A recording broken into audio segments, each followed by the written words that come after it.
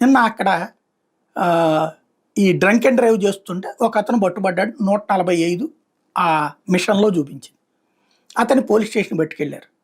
నేను శ్రీకాళహస్తి ఎమ్మెల్యే డ్రైవర్ని అని చెప్పి మీ అందరు అంతు చూస్తానని చెప్పి వార్నింగ్ ఇచ్చి వెళ్ళిపోయాడు అతను. అంతే, ఎవరో ఆపే ప్రయత్నం చేయలేదు. ఆ తర్వాత ఆ సదరు కానిస్టేబుల్ని అక్కడికి పిలిపించి ఎమ్మెల్యే గారి భార్య సమక్షంలో ఆ కానిస్టేబుల్ని చితక్కొట్టారు అన్నటువంటిది ఒకవైపు ఆరోపణ. అబ్బే అసలు అతను నేను కొట్టలేదు, పిలిచిన మాట వాస్తవం, పిలిస్తే సిఐ గారు వెంటపెట్టుకు తీసుకెళ్లారు తప్పించి ఏమీ జరగలేదు, వివరణ ఇచ్చారు అంతవరకే. అసలు నిందితుడి తరపున పిలిస్తే పోలీసుని అక్కడికి తీసుకెళ్ళడం ఏంటో అర్థం కాని పరిస్థితి.